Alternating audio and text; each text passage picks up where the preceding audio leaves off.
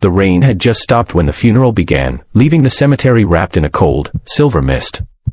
People whispered beneath black umbrellas as the casket of Helena Whitford, the only daughter of billionaire industrialist Charles Whitford, was lowered toward its final place. The world believed Helena had died suddenly in her sleep, her parents shattered, her friends stunned. But just as the priest raised his hand to give the last blessing, a man in a worn, neon-green garbage collector's uniform stumbled forward, his boots sinking into the wet grass. His clothes were stained, his hands shaking, and his face pale with urgency. This was Mateo Reyes, the quiet street cleaner no one ever noticed. Yet in this moment, everyone froze as he pointed at the casket with trembling certainty. She's not dead. If you believe in kindness, miracles, and second chances, please like, comment, share, and subscribe to Kindness Corner. And tell us in the comments, where are you watching from? The mourners stiffened as Mateo stood there, soaked in rain and fear, but driven by something deeper than pride or hesitation. He was not a man accustomed to speaking in front of wealthy crowds or powerful families. He lived in the shadows of a society that barely noticed him. Yet today, everything depended on him being heard. Helena's father glared at him with a mixture of disbelief and fury, but Mateo's gaze did not waver. He had spent years cleaning the same streets where Helena often walked her dog, where she smiled at him as if he were not invisible, where she paused to ask him about his day while others shielded their eyes. She was the only person who ever treated him like a human being, and he knew something about her condition that no one else seemed to notice. Mateo recounted the night he found Helena slumped on a park bench, pale but breathing faintly. He had called an ambulance, stayed by her side, and insisted the paramedics check her pulse twice because it was so shallow it nearly faded every few seconds.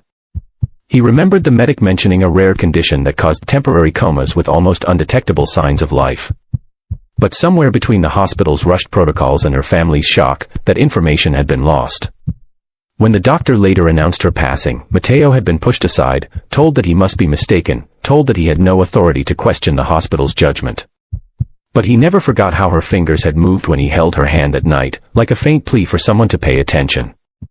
Now, standing before the open grave, he begged them to reconsider. His voice trembled but grew stronger as he spoke from the heart, describing Helena's kindness toward people like him, describing how she once left warm meals beside the dumpsters for stray animals, and how she once defended him when a group of teenagers mocked his job. He told them he owed her everything, including the courage to interrupt this funeral. And as the mourners absorbed his every word, the silence grew heavier, not with anger, but with a creeping realization that perhaps this broken man in a dirty uniform saw something they did not. The priest signaled for the casket lid to be opened again, despite the objections of a few nervous relatives. Charles Whitford, shaken by the depth of Mateo's conviction, nodded reluctantly. The lid rose slowly, revealing Helena's serene face, her auburn hair resting gently around her. Her mother covered her mouth, preparing herself for nothing more than another heartbreak. But Mateo stepped forward, staring closely. He urged them to place a small mirror beneath her nose. For a long, breath-holding moment, nothing happened. Then, so faintly it seemed like imagination, a tiny patch of fog touched the corner of the glass. Chaos erupted. Doctors were summoned from the funeral guests. A pulse was checked, and though almost non-existent, it was there. Helena was rushed out of the cemetery in a blur of cries, running footsteps, and collapsing knees. Mateo stood frozen as the ambulance sped away, his heart pounding not with fear, but with fragile hope that he might have saved her life. Hours later, in a stark hospital corridor, Charles found Mateo sitting alone on a metal bench, drenched and trembling. For the first time, the billionaire saw him not as a garbage collector, but as the man who had noticed what no expert did. Helena had slipped into a rare metabolic coma that mimicked death, and Mateo's intervention had prevented a nightmare no family could ever recover from. The weight of gratitude brought tears streaming down Charles's face. He sat beside Mateo, not above him, thanking him with a sincerity that could never be repaid with money. Days passed before Helena finally opened her eyes. The first thing she asked was why Mateo looked so worried. When they told her the truth, how close she had come to being buried alive, how Mateo had stood alone against a crowd, she wept and held his hands, promising that his life would never be ignored or overlooked again. Her survival became a moment that spread across the city, a symbolic reminder that dignity and humanity were not tied to wealth or status, but to courage, compassion, and the willingness to speak the truth even when no one listens. In the weeks that followed, Charles offered Matteo a new job, not out of charity, but out of respect.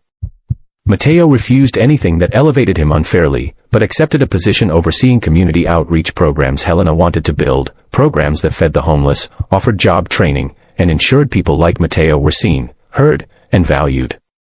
The once invisible garbage collector now stood at the heart of a mission that changed countless lives. If this story moved you, please like, share, comment, and subscribe. Your engagement helps keep these meaningful stories alive on Kindness Corner. Before you go, tell us in the comments, what part of this story touched your heart the most? And so, the world learned that heroes don't always wear capes or expensive suits. Sometimes they wear torn gloves, stained jackets, and carry the quiet strength to shout the truth when the world refuses to see it. And because of one such hero, Helena lived, and countless others found hope again.